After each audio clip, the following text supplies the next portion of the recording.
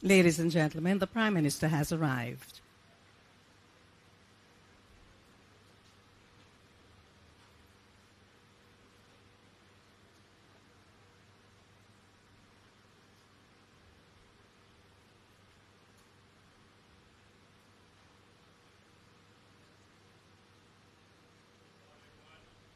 Good morning.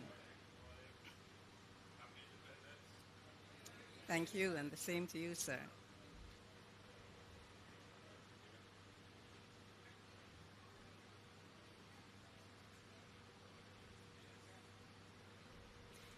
Please remain standing for the playing of the national anthem.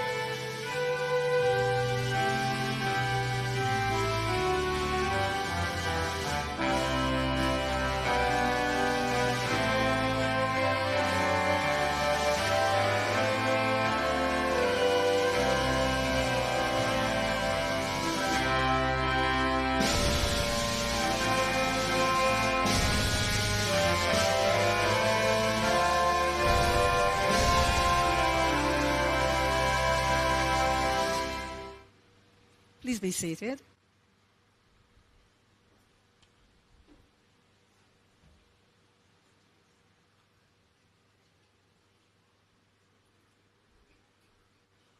The Most Honorable Andrew Holness, Prime Minister of Jamaica. The Honorable Colonel Charles Jr., Minister of Labour and Social Security and Member of Parliament for Clarendon South East. I'm not seeing the Honorable Floyd Green just yet, but I'll acknowledge him anyway. Minister of Agriculture, Fisheries and Mining and Member of Parliament for St. Elizabeth Southwest. The Honorable Franklin Witter, Minister of State in the Ministry of Agriculture, Fisheries and Mining and MP for St. Elizabeth Eastern. Senator Dr. the Honorable Dana Morris Dixon, Minister without portfolio in the Office of the Prime Minister with responsibility for information, skills, and digital transformation. Is Dana here? No? Might I just continue then? Mr. George Wright, I'm not seeing Mr. There you are.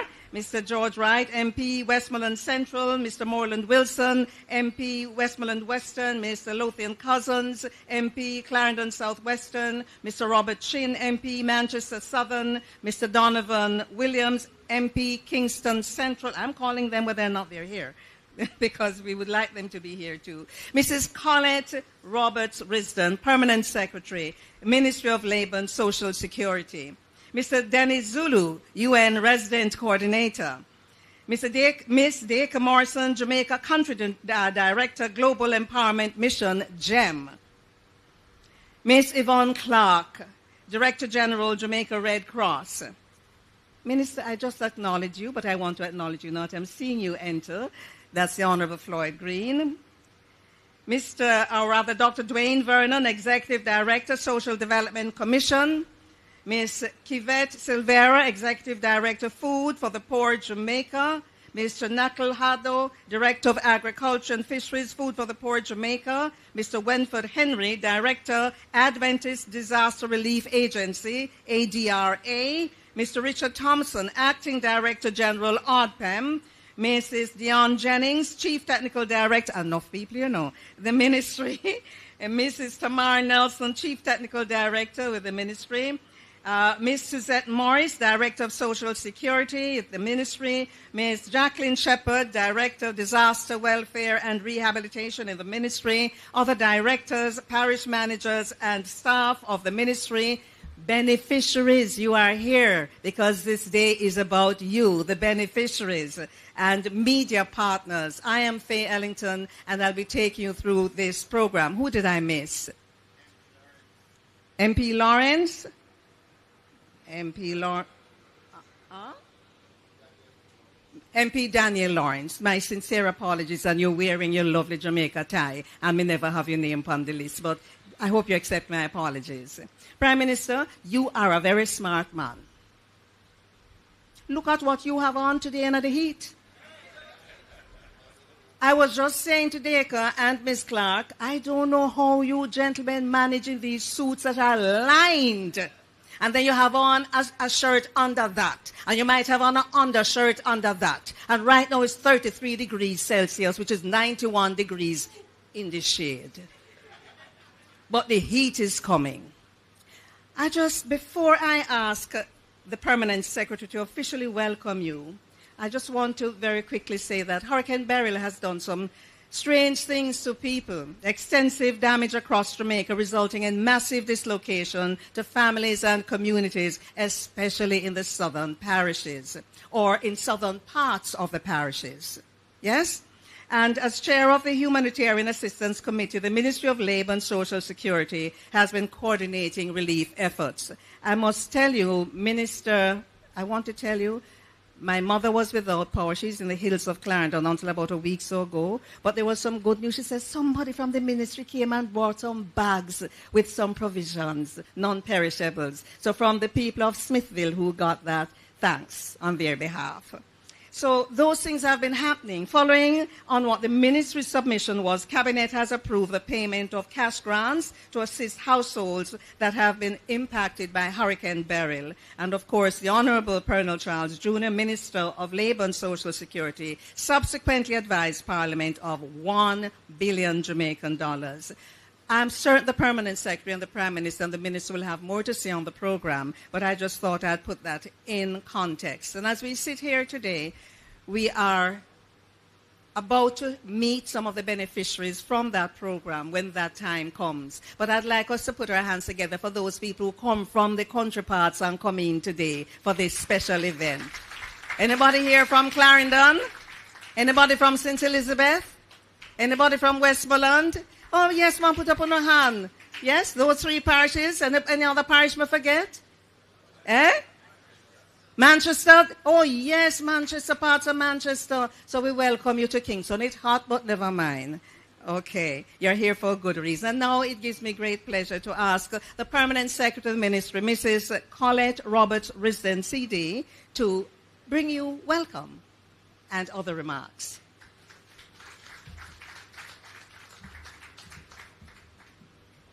Master of Ceremonies, Miss Faye Ellington, who eloquently did the salutation, so I won't go through, but I have to acknowledge the Prime Minister, the Honorable Andrew Holness. Welcome, Prime Minister, to the Ministry of Labour and Social Security. Prime Minister, I must tell you that I told my staff that even though this is a social security event, you were here about 2 months ago over by Heroes Circle, and I said I have to bring you to the Labour building. So welcome, Prime Minister. Welcome also to my own minister, Honorable Colonel Charles Jr., Minister of Labour and Social Security, Honorable Floyd Green, Minister of Agriculture, Fisheries and Minings, MPs who are here, other specially invited guests, staff of the Ministry of Labour and Social Security, our social partners who work tirelessly with us, beneficiaries, one and all. Good morning and welcome to the Labour building of the Ministry of Labour and Social Security. It is my honor to welcome you here at the Ministry as we launch the Rebuild Jamaica initiative. Today marks a significant step in our collective efforts to assist those affected by the impact of Hurricane Beryl. At the heart of our success is the power of teamwork. It is the strength and unity of our collective efforts that propels us forward. I'm proud to lead a team of dedicated individuals who serve with heart and passion. The commitment and tireless work of the staff of the Ministry of Labour and Social Security exemplifies the very essence of service to our nation. From our warehouse team and other staff members who pitched in along with scores of volunteers who worked tirelessly packaging over 12,000 food packages for distribution, sending out over 1,000 mattresses and hygiene kits. These packages were transported by our drivers, many of whom had to be redeployed from their various stations to Clarendon, Manchester, and St. Elizabeth to ensure that aid reaches those in need. Our social workers on the ground, going house to house, conducting damage assessments, witnessing the heartbreaking visuals firsthand, offering not only physical support but also emotional reassurance to our fellow Jamaicans. Behind the scenes, our directors, managers, supervisors, and officers work in unison, driven by a shared commitment to service, despite the challenges and lessons learned. And yes, it's been 12 years since we had a hurricane like this, and there have been lots of lessons learned. They have ensured that every aspect of our response is meticulously planned and executed. The damage assessment process has been particularly arduous, with no electricity or phone service in many areas, making it difficult to assess the full extent of damages at times. Yet, our team persevered, often overwhelmed by the sheer volume of requests for assistance, but still pushing forward, because this is what we do. We are the people's ministry. Prime Minister, your visionary leadership has been a cornerstone of our efforts. The Honorable Colonel Charles Jr. and Honorable Dr. Norman Dunn, whom you have appointed, have injected youthful energy, revitalizing us with renewed vigor and determination. Today, as we launch this initiative, we in the Ministry of Labor and Social Security reaffirm our commitment to the people of Jamaica. I extend my deepest gratitude to all our partners, many of whom are here today, who supported us in the relief efforts. Thank you for your presence and participation today as we embark on this crucial journey together. I thank you.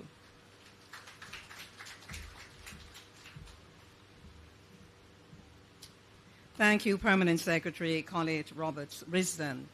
And before I bring our next speaker to the microphone, I'd like to properly tender apologies. I've just been advised that Senator Dr. the Honorable Dana Morris-Dixon will not be here, and she would like to just express her apology, for me to express apologies on her behalf. Now, a little bit of background on something called GEM, G-E-M, the Global Empowerment Mission. That's an international charity organization that was set up as a response to the 2010 earthquake in Haiti. You remember that? With Mr. Michael Capone as its principal, GEM conducts humanitarian and disaster relief work worldwide. And the organization has provided relief support to countries impacted by natural disasters such as hurricanes, wildfires, earthquakes, flooding, tornadoes, and volcanoes, as well as countries impacted by conflict. Hence, they are at this time disaster relief missions in Israel, Palestine, Brazil, Texas, Haiti, Turkey, and Ukraine, providing relief support to natural disasters and civilian conflict. With us this morning is Ms. Dacre Morrison, Global Empowerment Mission Representative. May I invite you now to the microphone, Ms. Morrison.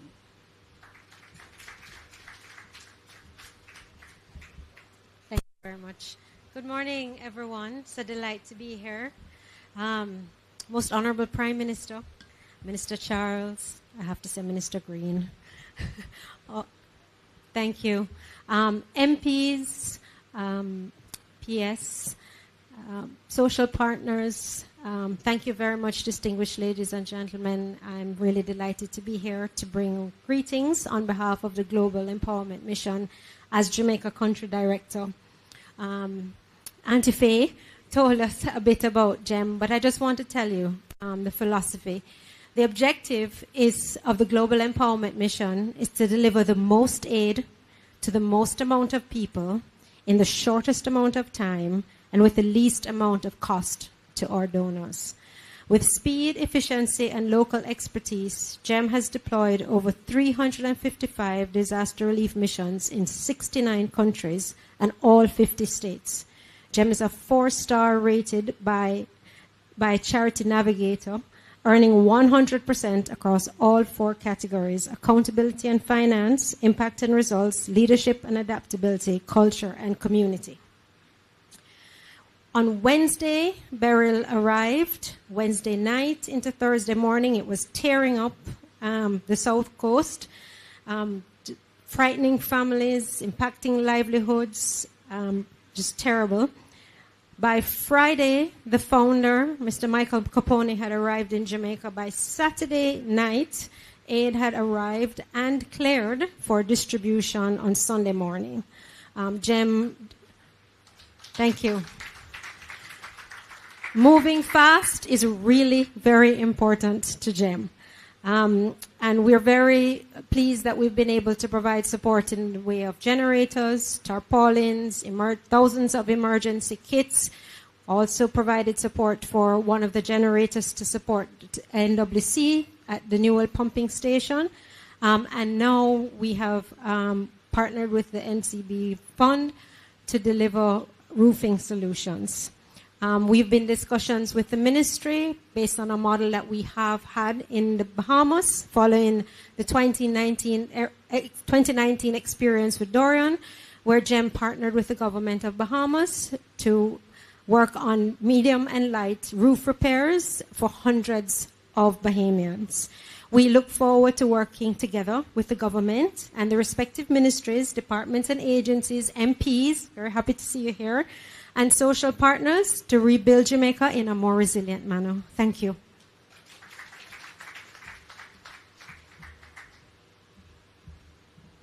Thank you so much, Ms. Morrison. And now we're moving to a gentleman who is originally from Zambia, but the last name is Zulu. And then we think of Zulu, we think of... South Africa, you're saying? Okay, he'll tell you more. But it is my pleasure to introduce Mr. Dennis Zulu, the United Nations Resident Coordinator, who will now speak with us. Mr. Zulu.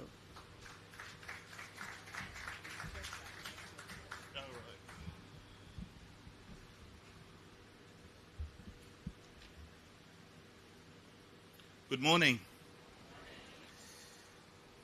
Well, I don't think I have the time to tell you about my history, but I do actually originate from South Africa, but as you know, there was apartheid, so a lot of us moved from South Africa up north to Zambia.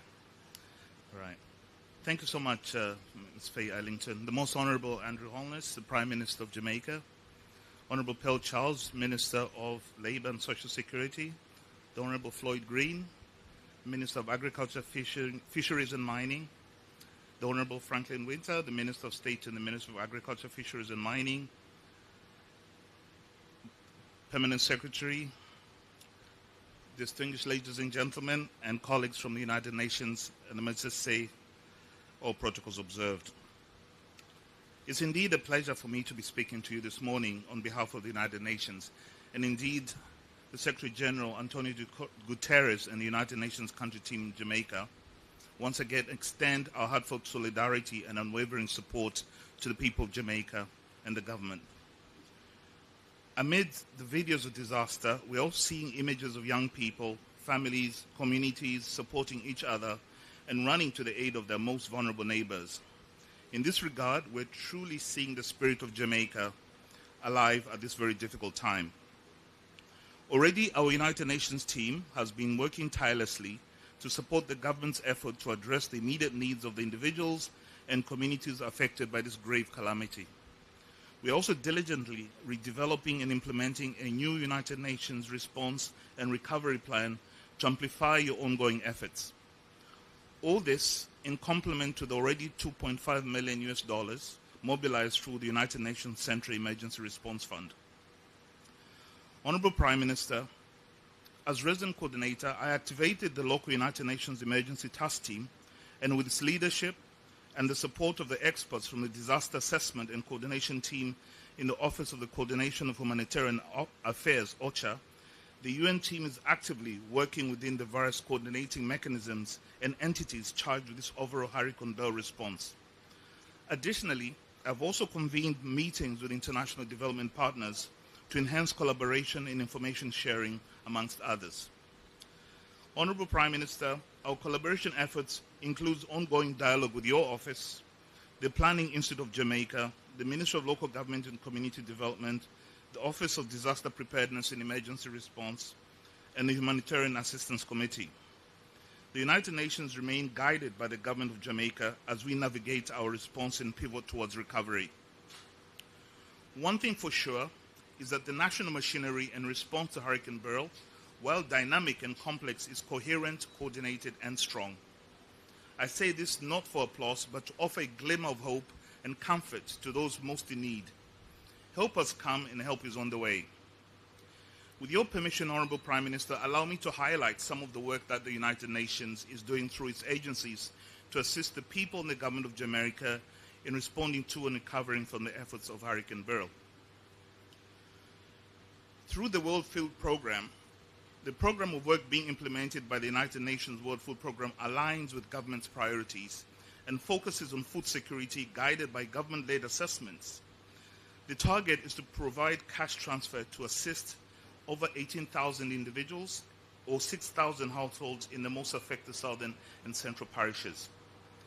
Cash distribution is expected to commence in the coming weeks, funded by the multi-donor pool, including contributions from the United States, Canada, the UK, and the Caribbean Catastrophe Risk Insurance Facility of up to $3 million.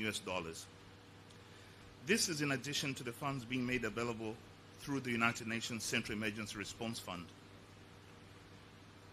Honorable Prime Minister, following a request from the Ministry of Labour and Social Security and the Office of Disaster Preparedness Emergency Management, WFP has procured and contributed 30 generators to support the Government of Jamaica's ongoing emergency response. These generators enable resilience and power backup for critical services in the event of future shocks.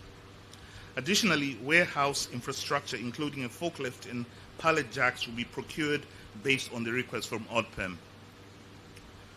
In response to widespread disruption to basic services, including electricity and internet, in the affected parishes, WFP deployed the Emergency Telecommunications Cluster to support internet connectivity services for humanitarian responders and affected populations with satellite backup and managed Wi-Fi distributions.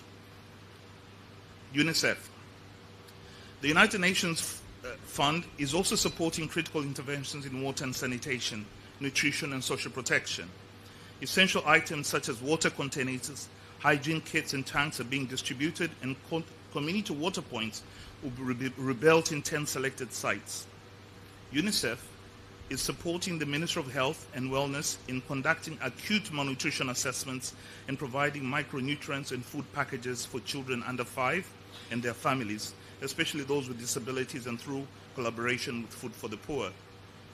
Also, cash transfers targeting children under 5, children with disabilities, and lactating and pregnant mothers will be facilitated through the PATH program.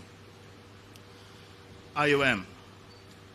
The International Organization for Migration will soon begin roof repair work for 1,500 households and will also improve facilities at 3 community centers to ensure they are prepared for future emergencies in ways that are resilient but also beneficial to the youth and families that use them the most. Coordination with the Ministerial MLSS and Planning Institute of Jamaica PIOJ is ongoing, and there's an emphasis on expediting interventions, particularly roof repairs, as we approach the peak hurricane season in September. In this work stream, it is important to us that we avoid duplication and harmonize investments. In this regard, IOM will also convene and coordinate with other international NGO and humanitarian agencies working in this area. UNDP. The United Nations Development Programme will provide financial and technical assistance for the reactivation of the Crisis Coordination Platform and provide institutional capacity support to the Office of Disaster Preparedness and Emergency Management, ODPEM. In addition to the work highlighted, Honorable Prime Minister, other parts of the United Nations country team in Jamaica, including UN Women, PAO, WHO, UNESCO, FAO, and FPA, are also working through various activities to support the people of Jamaica in overcoming the difficulties brought about by the hurricane. Honorable Prime Minister, as we work to support your government's rebuilding efforts, we are also mindful of the meteorological experts' predictions and are prepared to assist in enhancing resilience against future natural disasters. Your government has invested a lot in building more resilient infrastructure. You, Honorable Prime Minister, have also contributed much to fighting for small island development states, such as Jamaica. The United Nations will stand with you and your people. We're deeply committed to supporting Jamaica through these challenging times and beyond. We stand ready to continue our collaboration efforts to rebuild and recover, ensuring a resilient and prosperous future for all Jamaicans. Our thoughts are with all those who have been affected, and together we'll build towards a positive and resilient recovery. Together, Honorable Prime Minister, we will rebuild Jamaica stronger and more resilient. Thank you so much.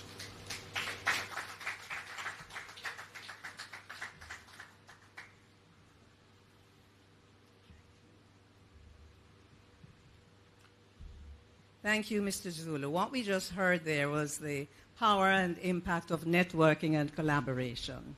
And we really want to thank you. You've outlined, yes, put your hands together if you think you work with the food for the poor. I mean, there are things, generators, roof repairs, you're having stuff for roof repairs, then of course food, pregnant mothers, babies.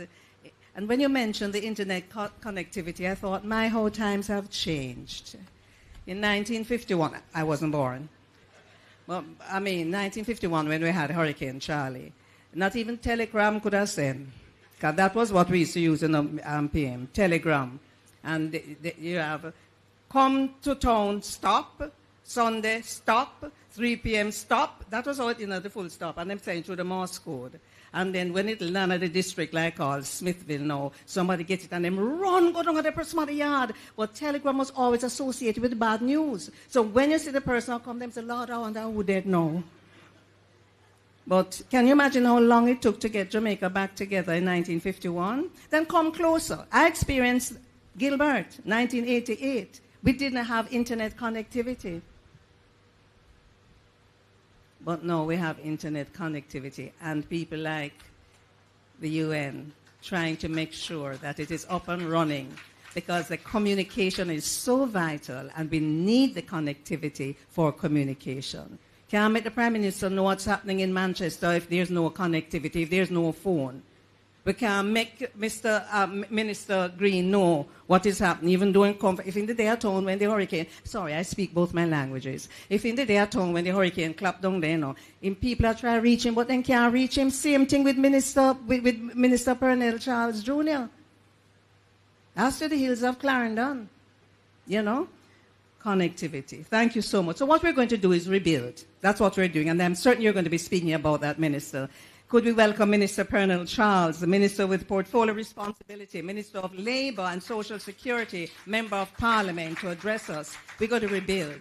That's what it's all about. Thank you so much to our Auntie Faye, Master of Ceremonies. I'm trying my best to project. My voice has been coming and going for the last month. Happily, it is here today, at least partially.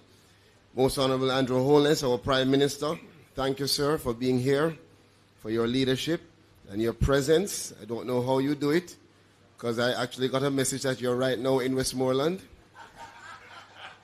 A good man. I want to thank my colleague Minister Green for being here. I know Minister Witter wanted to be here, but circumstances.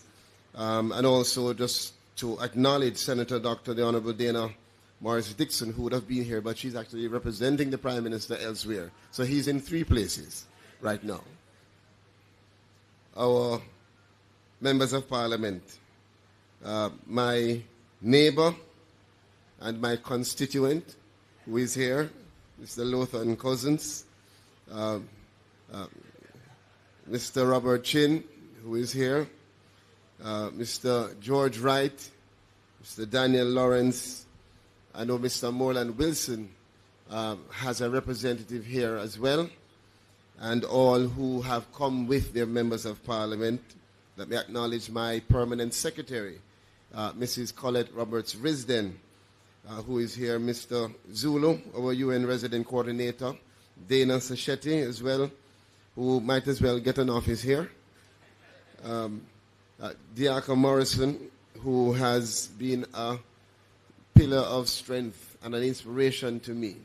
I want to tell you that just your willingness and pushing us to really get things done is admirable. Miss Yvonne Clark, the Red Cross.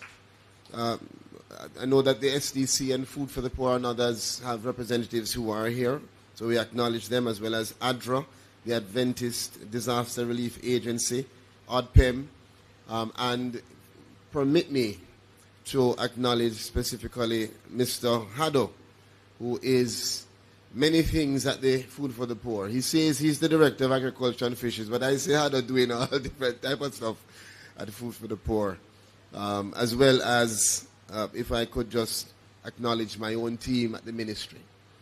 And in particular, you know, we have been for this weekend really at it. I am so sorry, Miss Suzette Morris, for calling you at what, 1 a.m. this morning? But Miss Morris and Miss Shepherd and others have really given their all to make this rebuild initiative possible.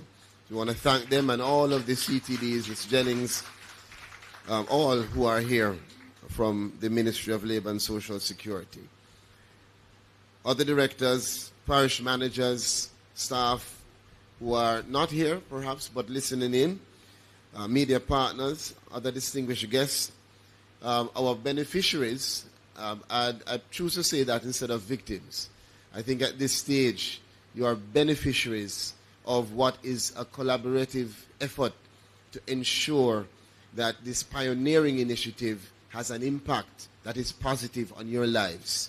So to the Jamaicans who are here, our beneficiaries, a round of applause for you coming from the length and breadth of our country.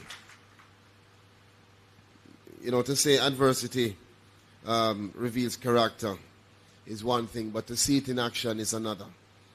I have to acknowledge that our Olympic silver medalist, Kishane Thompson, who happens to come from the best constituency in the country, just by chance, is really a representation of the kind of resilience and humility and determination that this country has.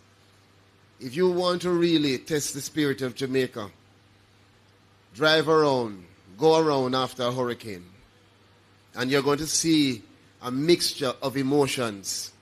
CTD Nelson, when I went to St. Elizabeth to visit Minister Green and Minister Witter, I confronted what you can only say is you have to be there and see it for yourself to understand the devastation. When you drive through Westmoreland, when you go into a race course in MP Cousins' constituency, despite not being exactly close to the coast, the heat was almost like they were in the water. Their families, parents, grandmothers, who without even saying a word to you, all they could do is grab you and weep and say, how? Why? What are we going to do? But there's also that family that has lost everything, that looks on you, the minister, and says, are you okay? Can we get something for you? Let me tell you, you see, Jamaica, we are a blessed country. And we are a country with a spirit of resilience. And that is why when the Prime Minister, who I must tell you I have grown to respect even more, if that was possible, throughout this hurricane relief effort, because he has been a hands-on leader, calling and instructing and encouraging and empowering us to make sure that we get this done. This rebuild initiative is a pioneering initiative. No government before us has been in a position to be able to provide $1 billion or more of support to our people. No government has been able to say in a structured way that we are going to partner to have such a massive impact in rebuilding the lives of Jamaicans that need the help the most. And we must understand that this is only possible because of the decisions that were made before the hurricane. So as a country, we have to continue to make smart decisions for our people. Our policies, our programs have to reflect the kind of accountability and frugality that is going to move us in terms of being a developed country. As chair of the Humanitarian Assistance Committee, the Ministry of Labour and Social Security, we have been at the forefront of coordinating the relief efforts since early in the morning of July 4th. And I remember well, because at 4 a.m. on July 4th, I was out of my house. And I cannot forget, because it was my wife's birthday. And I had to explain why I was leaving on that day. But the reality is that I wasn't the only one. I couldn't get Minister Green on the phone. I couldn't get many others on the phone because they were out trying to see how we can at least give some immediate support, urgent support to those who wanted water. Those who have lost everything, even their TRN and all their birth certificates, gone. Those who were displaced. Those who were in shelters. And I must tell you, it was a tireless effort to provide these needed supplies. The Ministry of Labour was not alone. We worked hand in hand with all of those partners that I spoke about and more. Churches in communities, individuals in communities who stood up and said, I am better off. So if you don't have space in the shelter, come to my house. There are several who were displaced, several who are still displaced. And that is why we were able, through the ministry, to distribute more than 2,000 tarpaulin, more than 13,000 food packages, mattresses, hygiene packages, drinking water. And that's just from the ministry. Several more have been distributed through our partners. The comprehensive response and the collaboration exemplifies our commitment to support our fellow Jamaicans in their time of need. And this response would not have been possible without the dedication and hard work of our ministry staff and our invaluable support of the partners. In times of crisis, decisive action is necessary, and so I am very, very happy and pleased to announce that our cabinet, led by our Prime Minister, has given approval to the submission that was made for the payment of cash grants to assist all of you who are here as beneficiaries and more. As I mentioned in Parliament, we have categorized it in 3 categories. Totally destroyed, as the persons who are here, severely damaged, and minor damage, with support coming from the government in the form of 400,000, 150,000, and 50,000 in those categories respectively. And I must note again, that has never been done in this way because we couldn't do it before. And now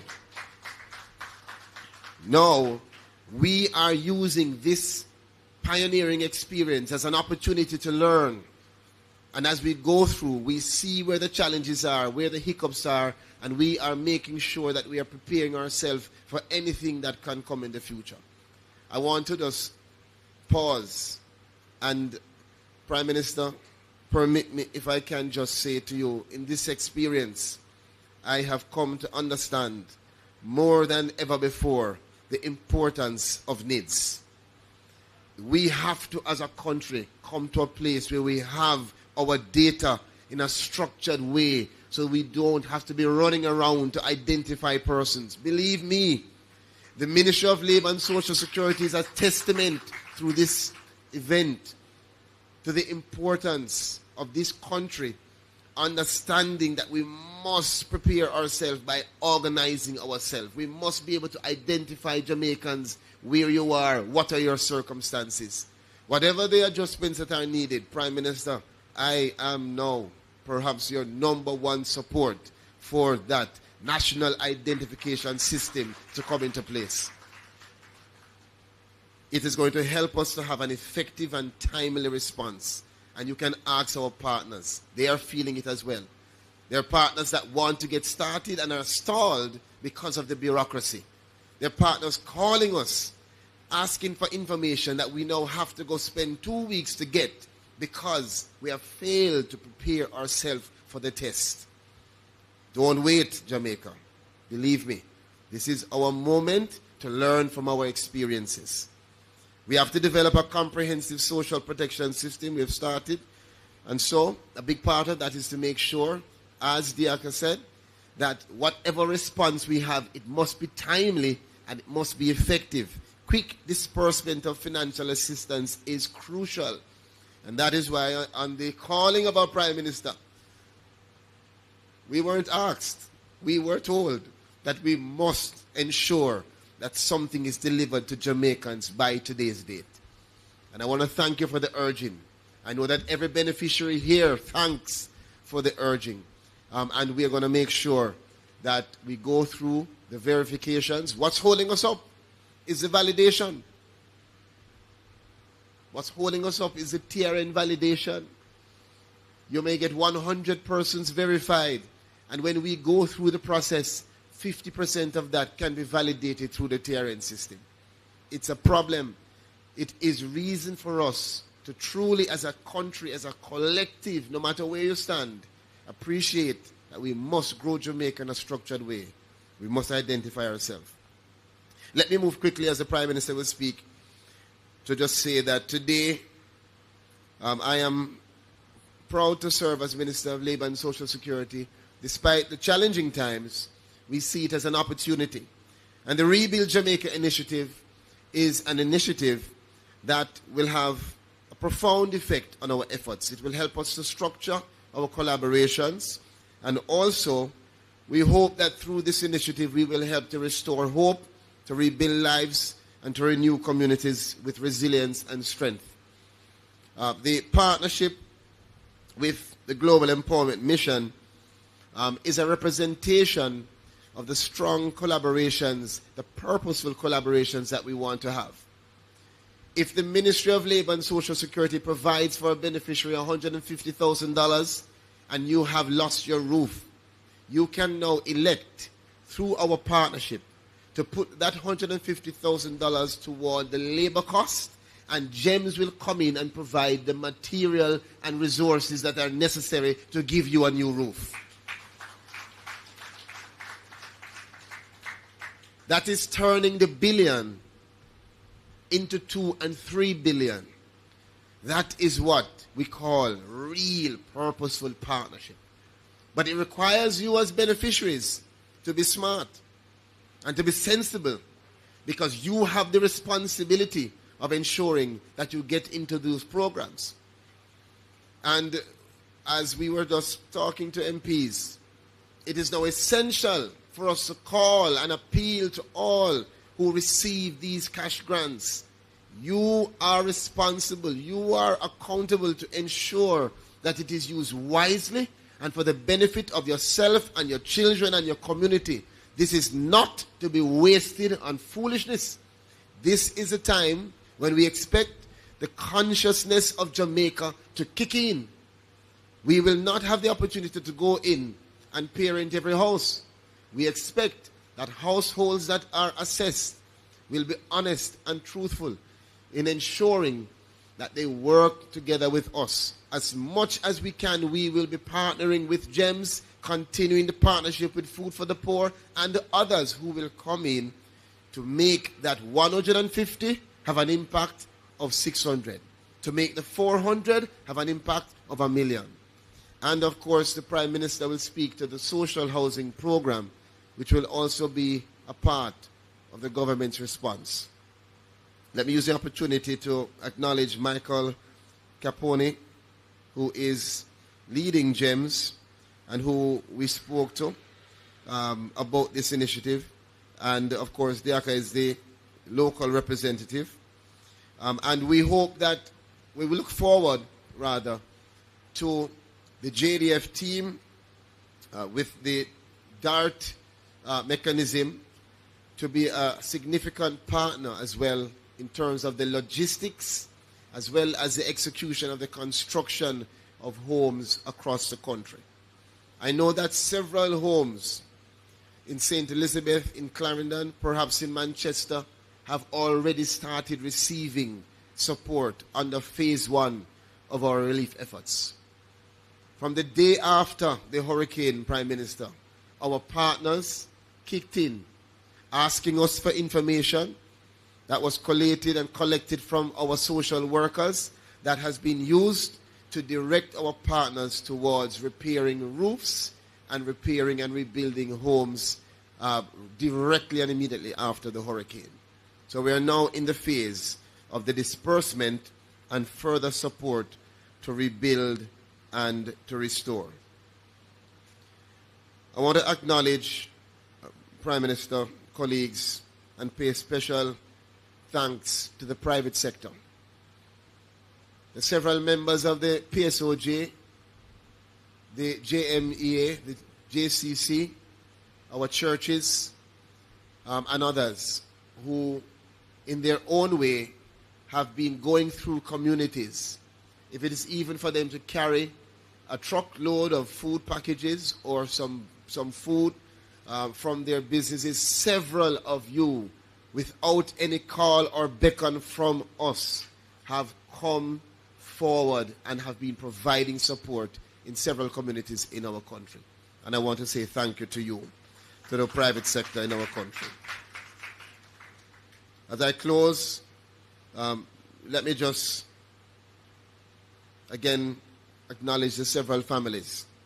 Even this morning I was speaking to a young lady, I'll say young, from Westmoreland, who was trying to hold back the tears as she lamented on the gravity of her loss and the impact on her family. I want you to know it is not loss on us. Every member of the team here understands your frustration, and we are working to help you to be provided with a real comprehensive solution. Thank you for your patience. Thank you for your support. Again, Prime Minister, thank you for your unwavering support. To the ministers and MPs, thank you for your collaboration. I know that it has not been easy because several MPs had difficulty in terms of even knowing when we were in your constituencies.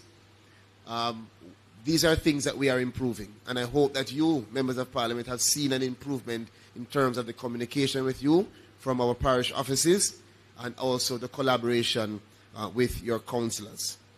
To the team, as I close, from the ministry, our PS, our CTDs, our directors, our agencies. I see Dr. Hendricks from the JCPD, our Senior Citizens Association. Thank you all as we continue to traverse our country to identify the most vulnerable. And again, to our partners, we do appreciate you. Today, we launched the Rebuild Jamaica, and it is not intended to be a one-off. It is intended to be a project that can be reactivated as necessary. So thank you to all that worked tirelessly for us to put this together in such a short time. One love.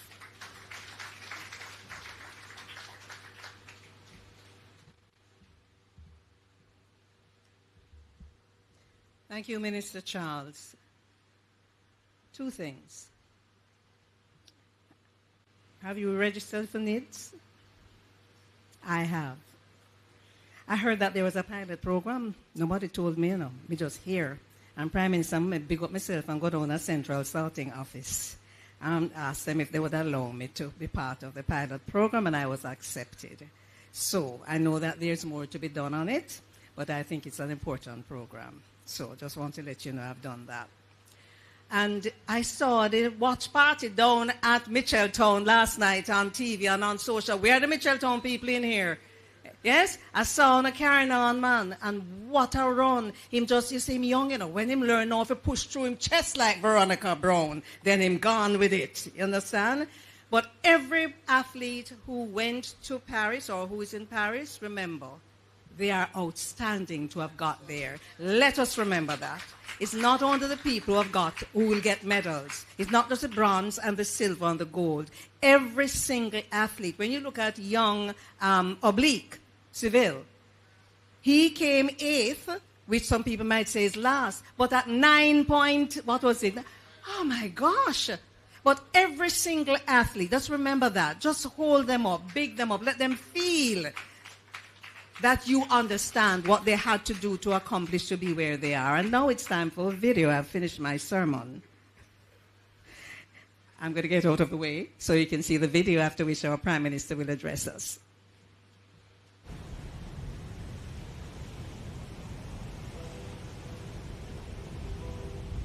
On July 3rd, 2024, Hurricane Beryl devastated portions of Jamaica. Entire communities were ravaged by strong winds and relentless rain. Homes were destroyed, livelihoods obliterated. The southern coastal regions bore the brunt of Beryl's wrath, with severe damage to telecommunications, infrastructure, housing, public buildings, and healthcare facilities. In anticipation of the impending disaster, the Ministry of Labour and Social Security had strategically pre-positioned packages and resources across Jamaica ready to respond. Immediately after the hurricane, thousands of food packages and hygiene kits were distributed, providing much-needed relief to those in distress. Tarpaulins, gallons of drinking water, bedding, and other vital materials were swiftly dispatched to the most affected areas. Undeterred by hazardous conditions, our committed social workers braved challenging terrains to ensure that no Jamaican was left behind. In the aftermath of Hurricane Beryl, we witnessed an incredible outpouring of support, joining hands and hearts with multi-agency and international partners to provide relief and rebuild, renew, and restore hope to those affected. Our mission is clear: to leave no one behind. As a ministry, we believe that every voice matters, every prayer is needed, and every support is welcomed. Let us rebuild Jamaica stronger and more resilient than ever before.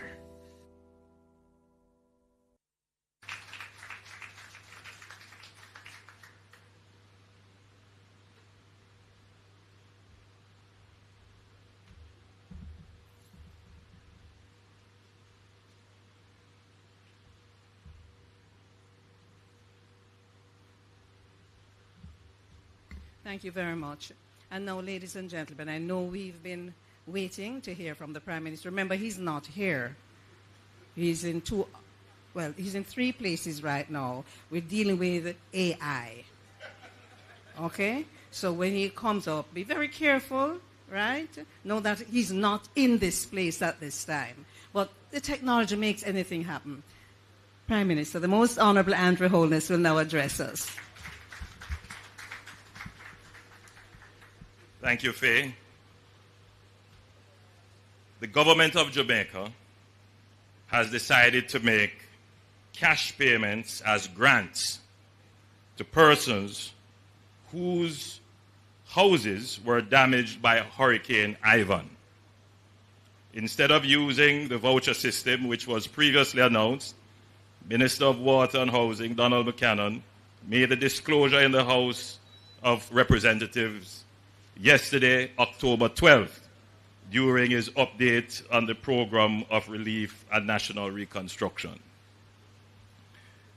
Mr. Buchanan told the House that having decided on the quantum of assistance for affected persons, our next challenge was to decide on a system of distribution, which would ensure, as far as possible, that the funds allocated were used for the purpose intended.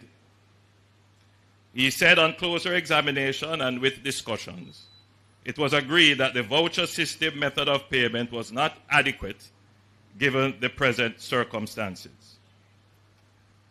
He went on to say, while there was the perception that the voucher system provided guarantees against corruption, this had not been the experience, since in the past there had been occasions where beneficiaries and suppliers had collaborated to substitute a discounted cash payment for the vouchers. This is very diplomatic language.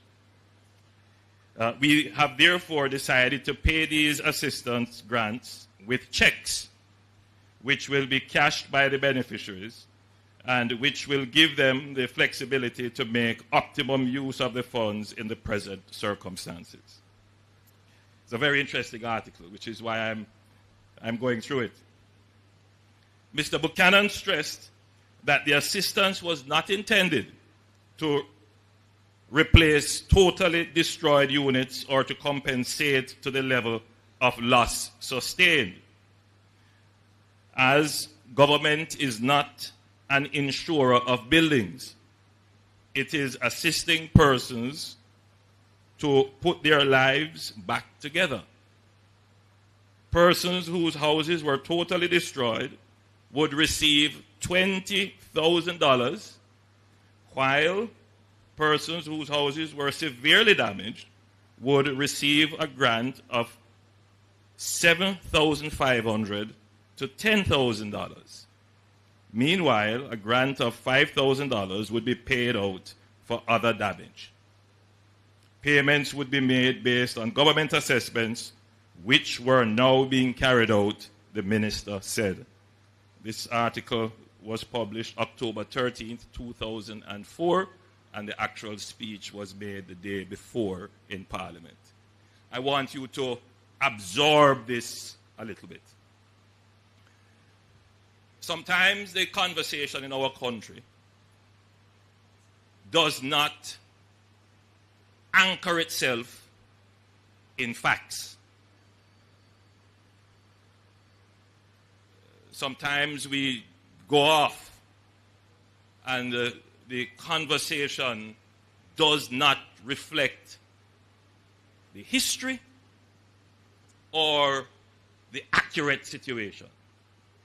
It's very dangerous for a society to carry on conversation amongst itself with incorrect and false information. It creates false perceptions, false expectations. It leads to perverse actions and perverse outcomes. My job as your Prime Minister is to sometimes bring back the conversation, to align it with the history, what actually happened, and to ground the conversation into some sort of factual basis. Hurricane Ivan happened in 2004. That's 20 years ago. The government was able then to announce a package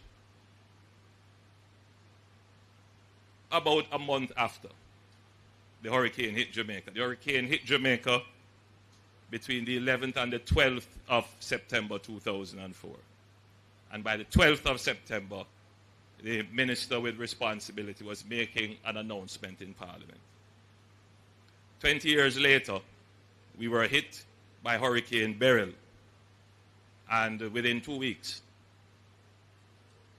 I believe we made the announcement somewhere about the 12th or before of $1 billion that will go towards recovery and rebuilding.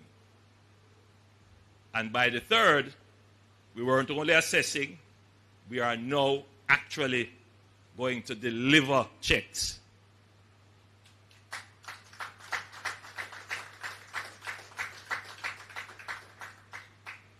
When we were hit by Ivan, we had to rely on $3.3 billion of grants. Most of it would have come from the European Union, from our American and Canadian partners. Today, by virtue of the change in our fiscal management and fiscal arrangements, we have put in place buffers and insurance for which we can draw down for the immediate response $5 billion of your own funds in addition to insurance funds so that we can respond to our own management of the disaster.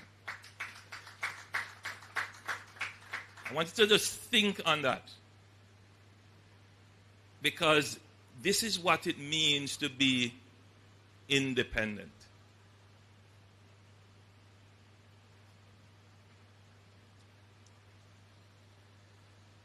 I make these points because it is important for us to reflect on where we're coming from and where we are. So when the merchants of gloom and doom and not Nagwan peddle their falsehoods in the public square, those falsehoods must be confronted by the facts. Jamaica today is a different place than it was 20 years ago.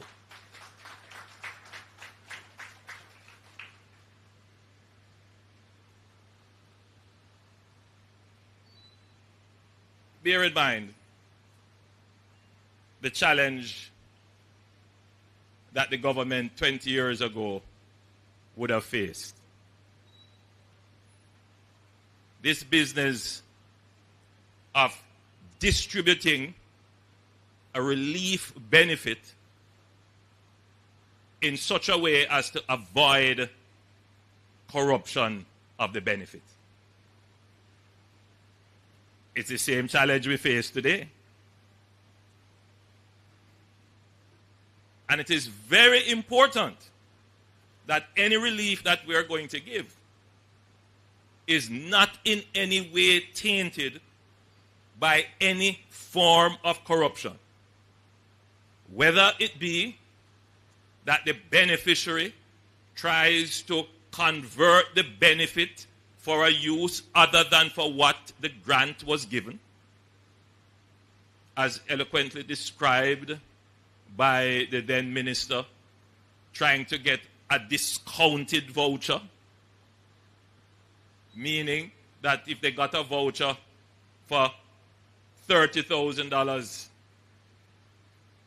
that they would have gone to a hardware, let's say, and said to the hardware, okay, just give me $20,000 worth of goods, or just give me $20,000 in cash and you keep the rest. Then you didn't really need the benefit. Somebody else could have gotten that benefit. So that issue faced the government then, and we face the same problem today. Notice that when the minister made the statement, he said, we have now determined what the quantum of the support is going to be. We are now going to finalize assessments. Now, what would be involved in the process of assessment? There are three factors involved essentially in the process of assessment. The first process is to identify the person who was affected.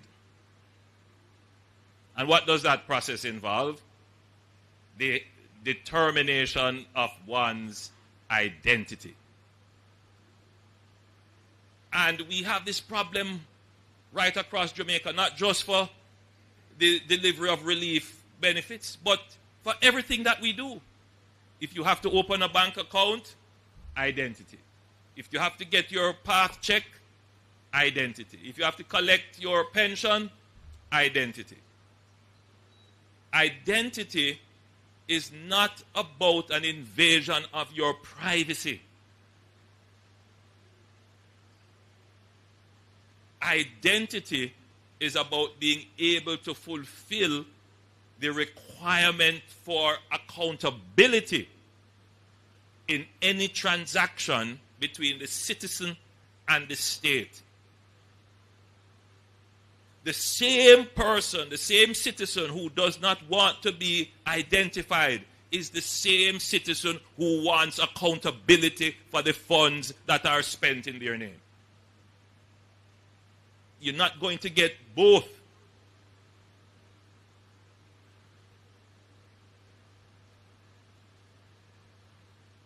Now, there is a confusion in the minds of many of our citizens that anonymity and privacy is the same thing. They are not. If you want to get a benefit from the government, you cannot be anonymous. If you are anonymous, how can we account for you?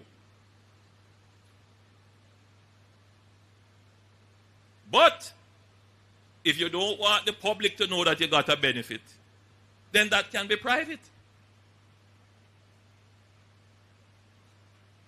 Yes.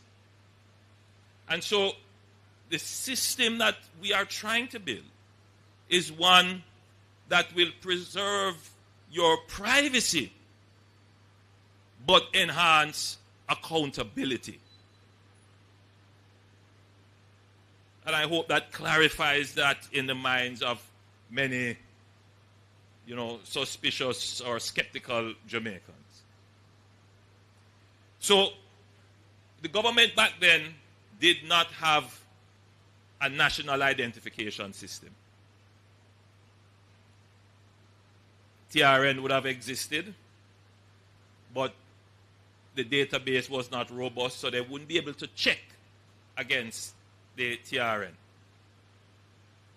So the verification really would have depended on an agent of the state, meaning someone from the ministry, going to verify. You may have to depend on a justice of the peace or community knowledge to say, yes, person X is actually person X and he should get the benefit. But in that system, the probability of error, meaning the probability of you drawing a check for a person who said that they are Tom Stroke, but they are not, the probability is very high. So you couldn't really guarantee to the Public Accounts Committee or the Public Appropriations Committee that there was a high level of accuracy in the beneficiary that received the grant. And governments would have had to just accept that at the time. So, for us, we have invested in building out the national identification system. It was derailed and stalled, and every time there is an emergency, I look back at it and say, if we had it earlier, we would have been able to more efficiently and quickly distribute benefits. But we have had those experiences which we can only say will make the system stronger and more robust. So the difference between then and now is that, yes, we haven't perfected the system yet, but we have a robust verification system through the TRN. And we are now very close to the establishment of a national identification system, where all the beneficiary would need to do to establish their identity is to present the needs. Nobody from the ministry would have to come again and ask, so what's your mother's name? What's your father's name? What's your TRN number? What's this? What's that? Who you're related to? And by the way, every time there is a disaster, this process has to go through again. It can take weeks. So for the government to be able to move the distribution from, 8 weeks, as it were, after Hurricane Ivan to now 4 weeks thereabout, shows that we have made significant improvement. But it could be even faster if we had a national identification system. So that's one, identification. The second is to identify what was damaged. And here again, there is scope for corruption. An agent from the Ministry of Labor and Social Security who is charged with doing the assessment, a social worker sometimes, would go into a community and they might be greeted by a group of people who will say, "Come, miss, come, let me show you my house with damage." Now, this house was damaged long before Hurricane Beryl. And they say, "See, look how the hurricane mashed up my house." Now, this poor social worker from the Ministry of Labor and Social Security, she's not going to know that.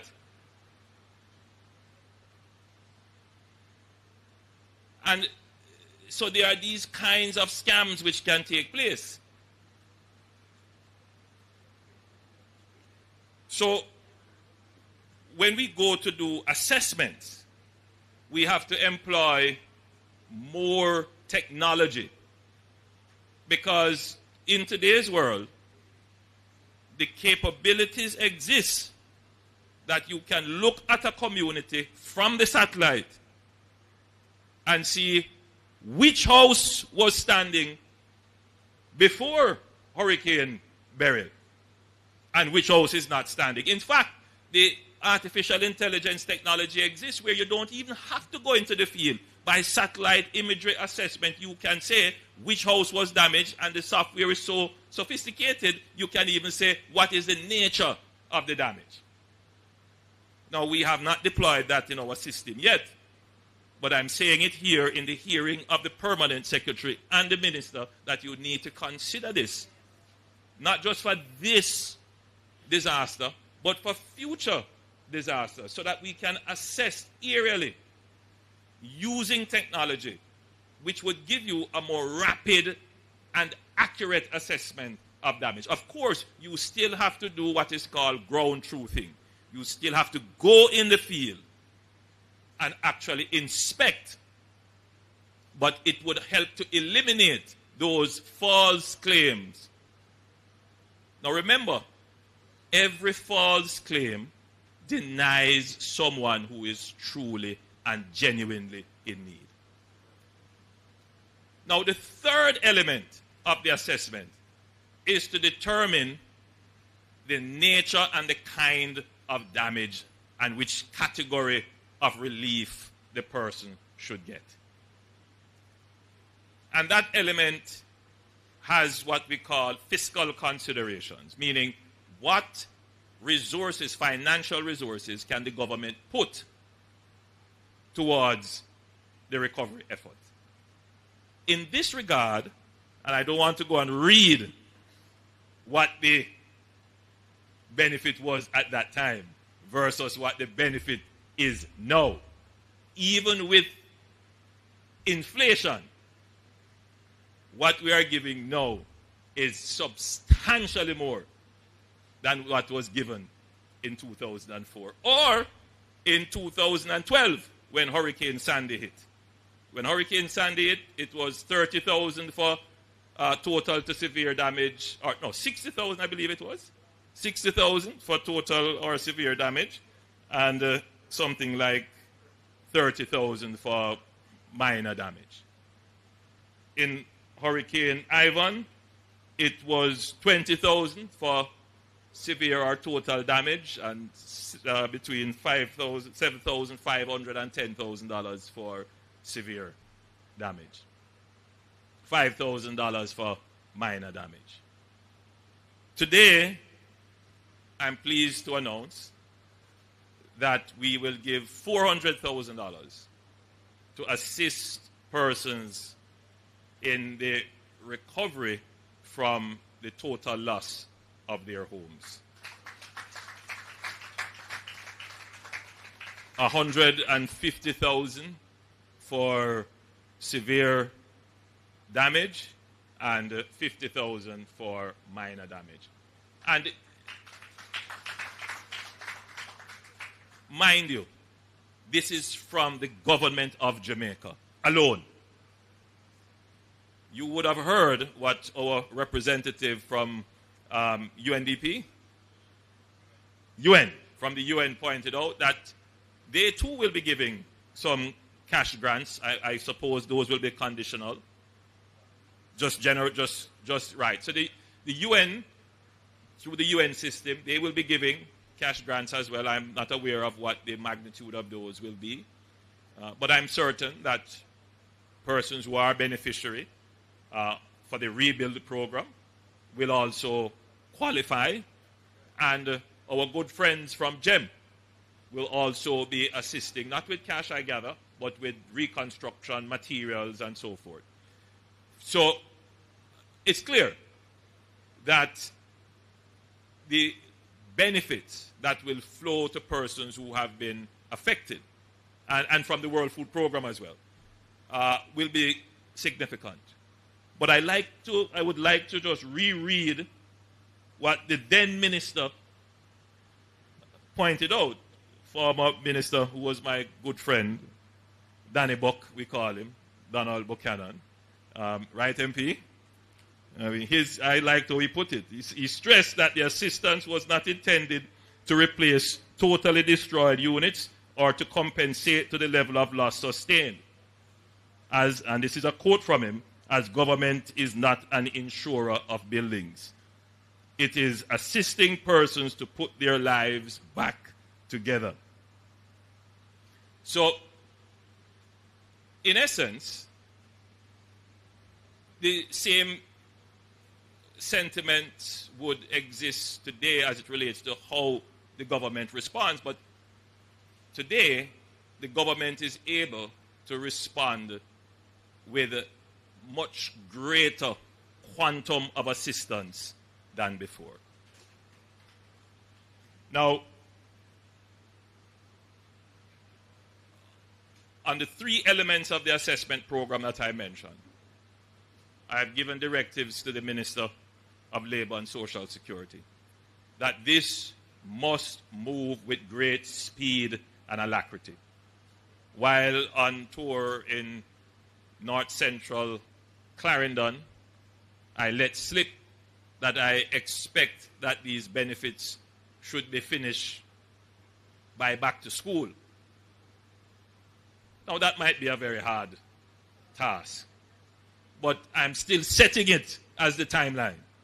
And I want the ministry staff, and I know how difficult it is now.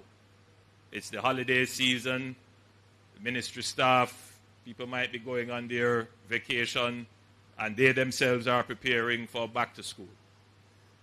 But I appeal to you, to your better conscience, to your love of country, to put in the effort to ensure that your fellow Jamaicans, many of whom have no bed, have no clothes, have nowhere to live, their children don't know how they're going to go back to school, have that compassion to put in that effort, show that, not sympathy, but empathy for the people who are suffering, to push through and deliver these benefits to them as quickly as possible.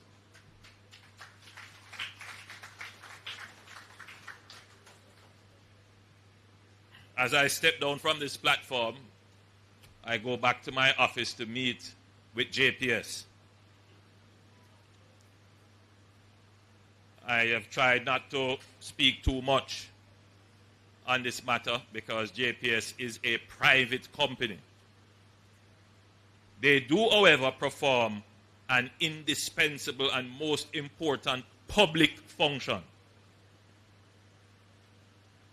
which is regulated under law by an independent utilities regulator, which essentially takes the government out of the regulatory space. But it does not take away the legislative authority of the government. And what we are seeing in terms of the return of electricity to some areas of the country, it is not being done in a way for which the government is satisfied. In fact, we are deeply dissatisfied by the way in which electricity is being returned to some affected communities. And it does cause me to take a second look at the legislative framework which governs this new space of how utilities are delivered and regulated. It would appear to me that there needs to be tighter regulation, and it falls on the legislators now to start to look at the instruments that govern how the utility operates and how the utility operator operates to ensure that the customer is protected, particularly in the time of an emergency and a disaster. And I want to just make that known publicly here, that that process will begin shortly. So, ladies and gentlemen, and particularly for those who will be receiving your checks today, 4 weeks, just under 4 weeks from the disaster, please use the checks wisely. Minister, I gather that the first set of persons would be those who would have suffered total loss. And my understanding is that they will be given a first tranche of 200,000, which we expect to be able to see the value that you would have received for the 200,000, and then the other 200,000 will follow shortly thereafter. So this is a strategy put in place to make sure that the funds are not used for things that are not directed for your recovery. So you will get 200 up front. If it's blocks you're going by and cement and steel and so, get those. And then we come look at it, say, yes, you have done something with the funds, you get the other 200. We must ensure that there is value for money. And I tell you why. As I close, I tell you why. In another 6 months or so, everybody forget that there was a disaster. Everybody forget that there was pressure on the government to deliver quickly. And then the next thing we know, right, MP Cousins, we are called up before the PAAC and the PAC, and we are pilloried that we didn't put in place any system and there was no accountability and there is corruption. Somehow the government just gone with all of the money. We're not going to get caught in that. And then the purveyors of falsehood, they run with that all over when nothing goes so. So we're going to make sure that there are systems of accountability in place, but at the same time we understand your urgency. So this government is, as them say, chew gum and ride, or rather, ride and whistle. Ladies and gentlemen, thank you.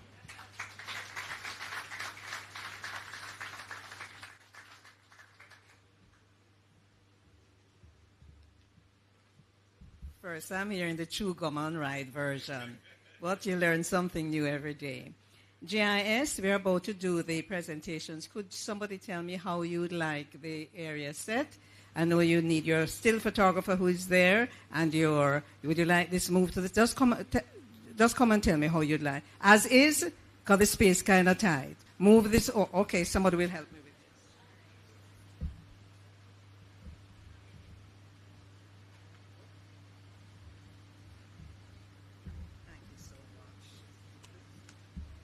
Thank you so much.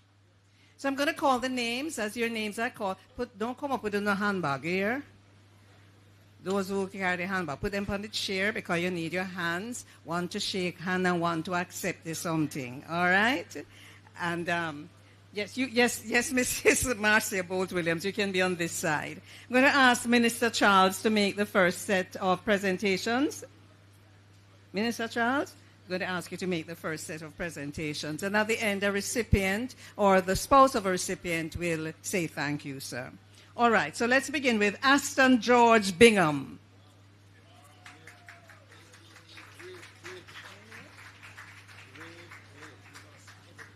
Grave plate, come up, man. You come with the flag over here, so me just a call, I gather he lost everything.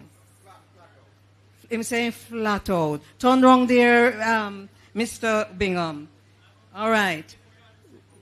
Come over some more. All right. Right here. Everyone, when you come up, stand up. Right here.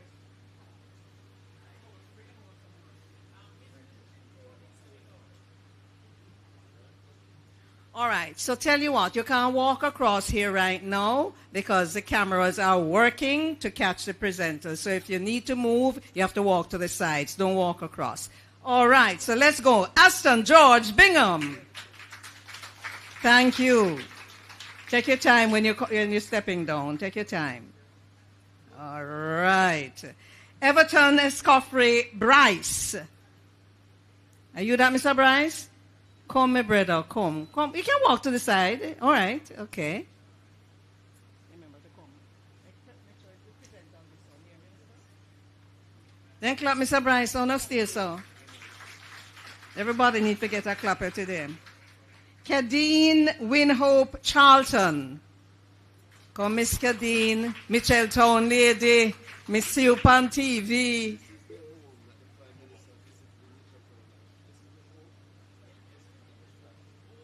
This is a home that the Prime Minister visited in Mitchelltown, which was flat. Oh, she's Cadine Winhope Charlton PM. Ronnie Davis. Come, sir, your turn.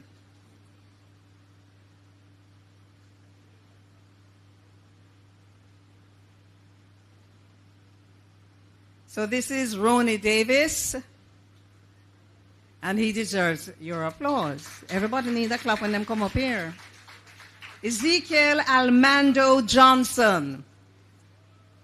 Ezekiel, me come from country now. In the hills of Clarendon, we have one man named Ezekiel, we call him Ezekiel. Then call Ezekiel? Yeah, ma'am, I know. That's why I go country. Ezekiel. Ezekiel Almando Johnson. Claudia Pinnock. Where are you, Miss Claudia? Here she comes. Yes, and she'll take off the bag. She follow instructions. All right. So Claudia is coming up. Working Mrs. Marcia Bolt Williams hard on the side there. All right. Clap, Miss Claudia.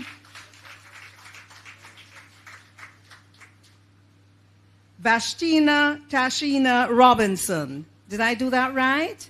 And if I mispronounce anybody's name, when you come up, you just tell me and correct me. I don't mind. I like to learn. I got it right? Oh, yes. Clapper.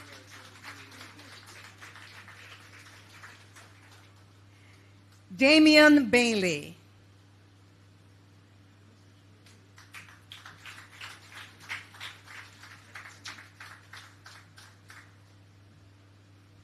Can't pronounce Damian Bailey wrong, you know. That name is popular. Leslie Logan.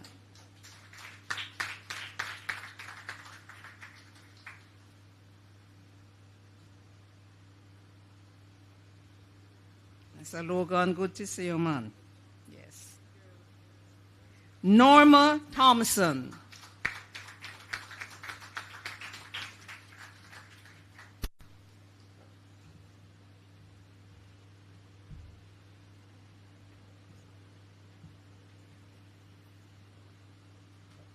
Take your time when you're stepping up there.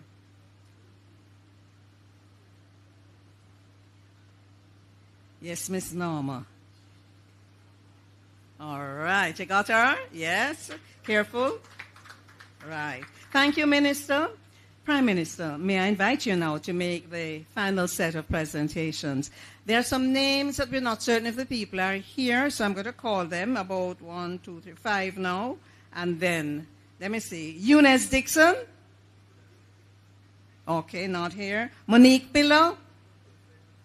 Not here. Angela Parchment McLean? Not here. We're just making sure, eh? Desmond Samuels? Not here. Lydia Walker Landell? Okay. So we're going now. Kerry Desiree Natasha Cunningham. Let me get the whole bill and parcel here. Kerry Desiree Natasha Cunningham. All of that belong to you, ma'am? The name. Aye, enough name she have, you know.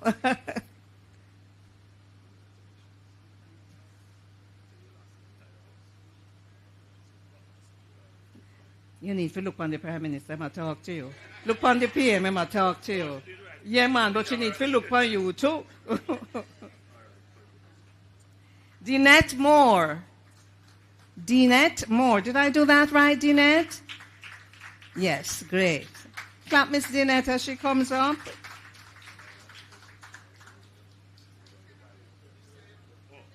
Yes.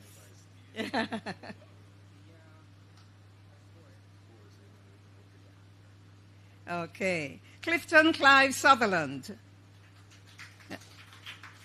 Clifton Clive Sutherland.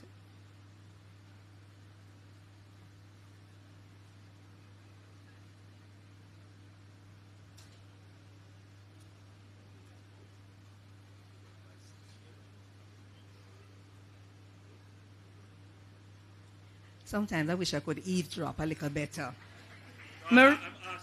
I know, I hear some of it, but not all of it. Marie Barbara Lawrence. By the way, those envelopes you've got at the end of the function, we're going to ask you to go behind the screen. There'll be staff members of the ministry there, all right? And there is a little process that you'll go through.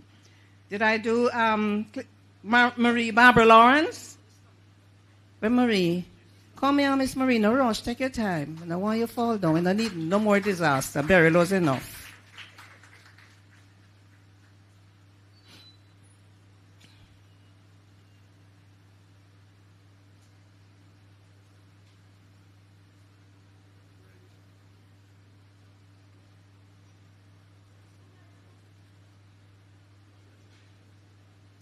Chazelle Bird. I hope I did that right. Is it Chazelle or Chazelle? When you come up, you tell me. I'm not hearing too clearly from there.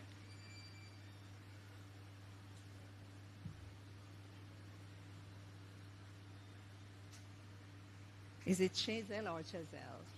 Chazelle. It's Chazelle. Chazelle Bird.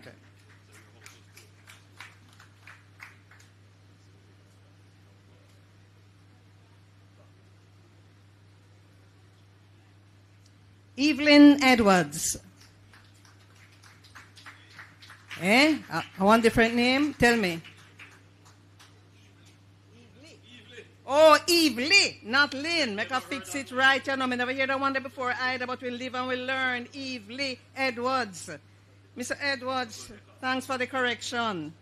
Evely Edwards, all right? Remember, everybody, at the end, in an orderly fashion, we're going to go behind this screen, and staff will be there to guide you. Teslin Reed. Teslin Reed.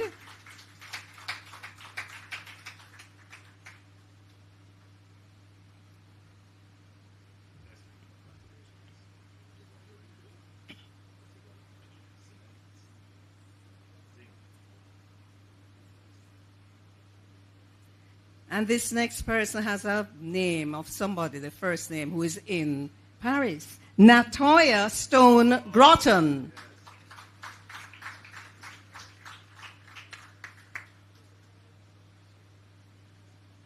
Did I do that right? Spell your last name. G-O-T-T-R-O-N, Groton. Gothrond. G-O-T-T, is there an H in there? Is there an H in there? G-O-T-T-R-O-N. Gotron. Okay. Thank you. Corrections. We will fix it. Ministry will fix those.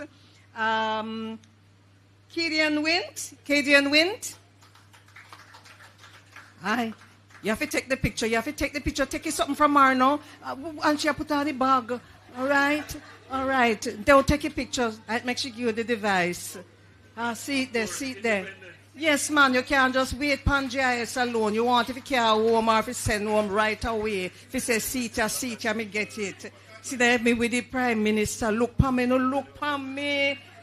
Yes, me reach. Yes, sir. Congrats, my sister. Notice the flag, you know. Oh. Zandris Smith. Where's Zandris? Zandris Smith.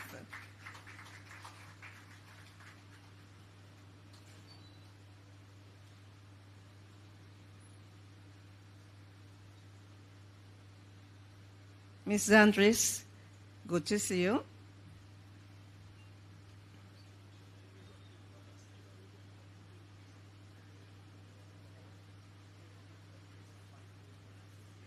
Fast, me want hear. Pauline Smith. Come, Miss B. I don't know why. I just feel like I could sing. The more we are together, together, together. The more we are together, the happier we will be. For is and your. Children, remember, I never sing at primary school. I saw it feel right, yes, so now we're together. Oh. Miss Pauline? Have your moment, talk to him, tell him everything what you want to tell him. Me now listen.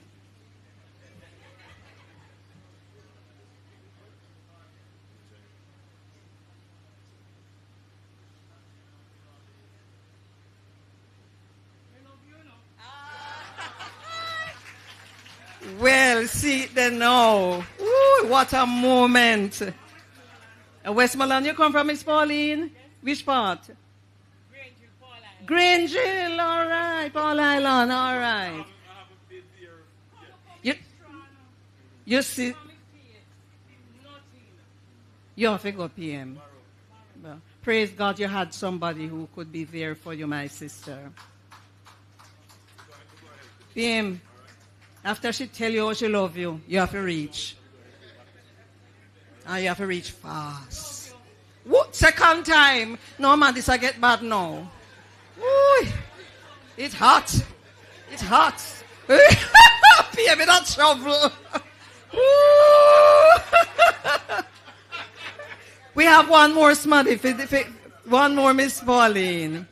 You see, when she put her hand around him, you know, she not let go. It never hug up, never hug up, never. These are such beautiful moments. Aye. A terrible woman. Terrible woman.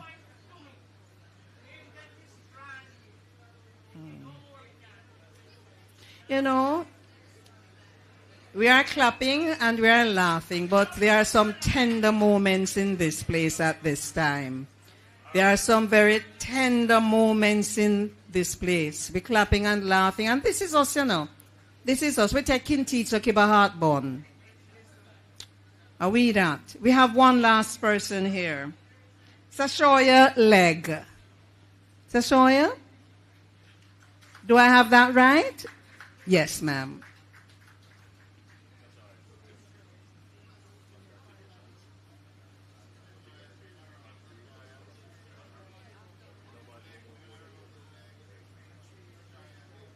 Sashoya? Hey, you have to look around this, Sashoya. They might take picture. Pose, make sure. Ah, yes, come in there. What is happening? Congrats. There's another one? That's it. A Kedine? Banks? I did not. Kedine Banks here? Is a Kedine Banks in the gathering? No, me not see there's somebody. Prime Minister, we thank you very much. Yes, let me see right here, sir. Let me borrow the mic while you finish. I neglected to point out that the government has also launched a program as it relates to the use of hurricane straps. And that program is through the Ministry of Local Government and Community Development. We are going to reinforce that program by making it not necessarily a condition, but we are asking the recipients of the grants who are going to be using it to rebuild their roofs that they must use it to purchase hurricane straps. It was quite clear when I toured the hurricane damaged areas that roofs that used hurricane straps, they stood up, and those that didn't were destroyed. So please, when you're going to reconstruct, even though I've heard I did my own little sampling, I asked, what were you going to build? Are you going to go back to a wooden structure or a concrete structure? Some person said they're going to slab. Some person said they're going to build a concrete base. They're going to go block and steel. So most persons are looking to move out of wooden structure. They're going to try and rebuild stronger. But even so, if you're going to use a roof that is not a slab, please ensure that you use hurricane straps.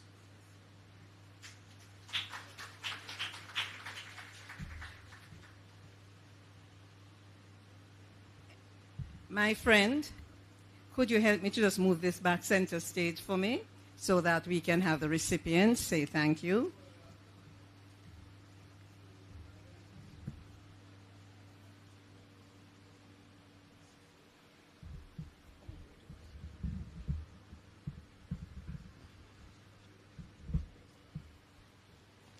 Ladies and gentlemen, we're very near the end of this morning's gatherings. Are we still morning?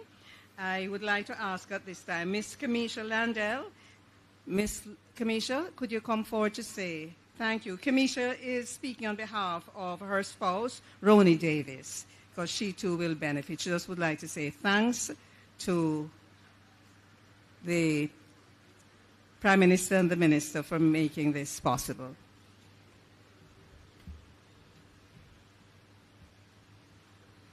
Good afternoon, everyone. The Most Honorable and Holiness Minister, Prime Minister, Honorable Colonel Charles Jr., Minister of Labor and Social Security, other ministers, Member of Parliament, Executive of Local and International Relief Agents, staff of the Ministry of Labor and Social Security, member of the media, a very pleasant good afternoon to you all.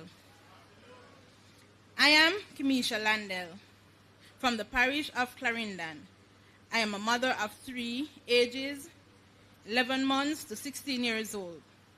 When Hurricane Beryl shattered her home on a terrifying day, July 3rd, 2004, it nearly shattered my family too. We were now homeless.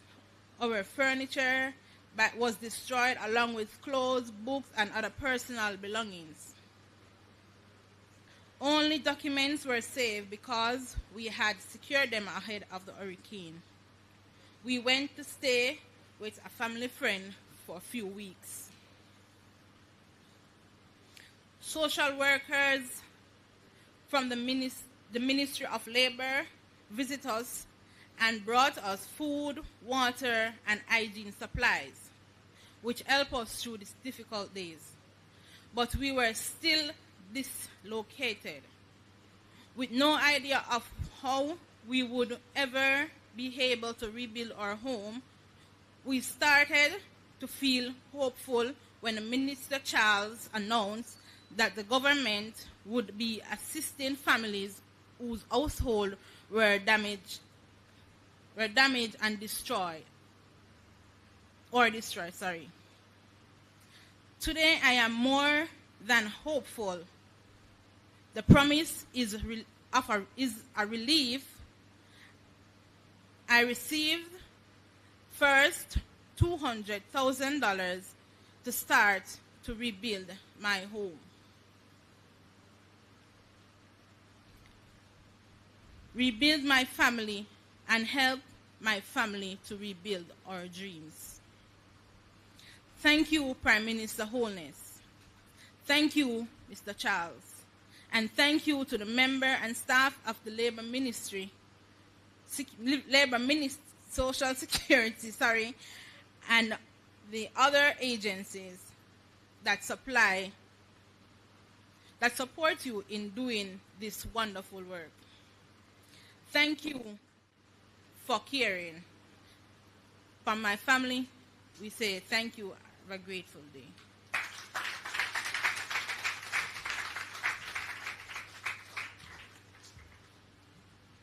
Kamisha, Your public speaking gone abroad.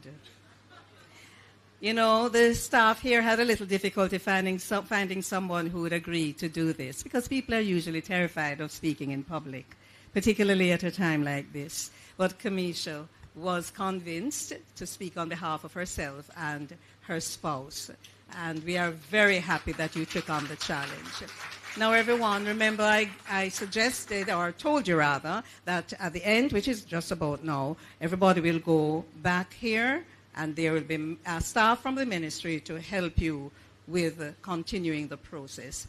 Prime Minister, as I close off, I'd just like to say, on the 5th of August, 1962, at this time, what do you think Jamaica and Jamaicans were doing?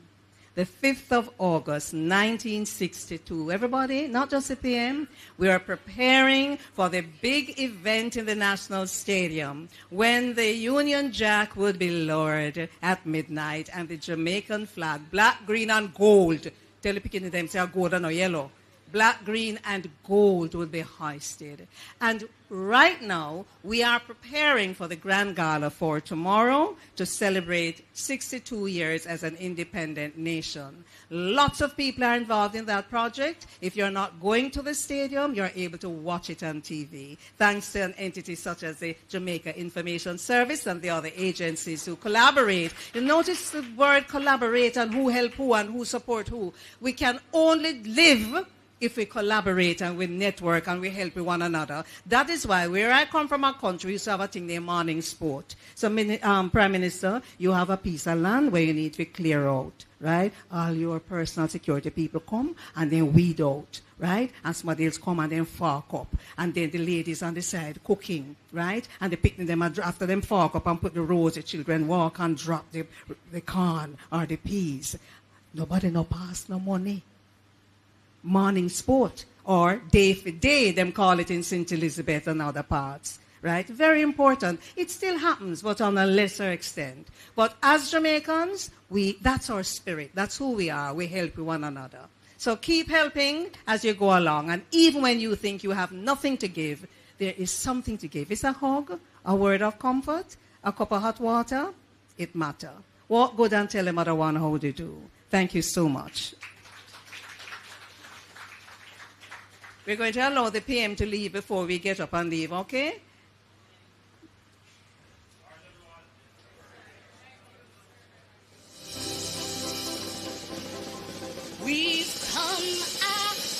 And this is the festival song for 2024. A very positive song. Listen and enjoy. Thanks to the IS and to the support you got from others.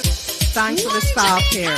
One more year. God's mercy is near. It's like a breath of fresh air. So let's send up some praise and thanksgiving in the atmosphere. Are you ready?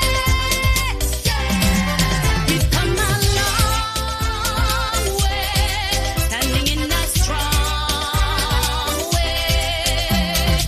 We never gave up on God. God did not give up on we.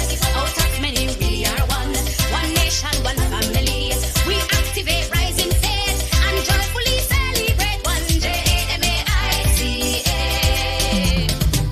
This sweet Jamaica where we born and grow, attracting tourists all over globe. We never grow dim, we will always shine, displaying pure love from the true divine. Yes, we have problems. Right. All the persons who receive checks, please sit at the front. Please sit at the front. All of you who receive checks, Miss Pauline, take that front seat. Everybody sit there because then they will be able to manage it in a more orderly fashion. All the persons who receive checks, just sit at the front. Sit at the front, please. Everybody, just have a seat. Somebody will be here shortly to tell you how to proceed. And we're going to move this because I think you want to do something.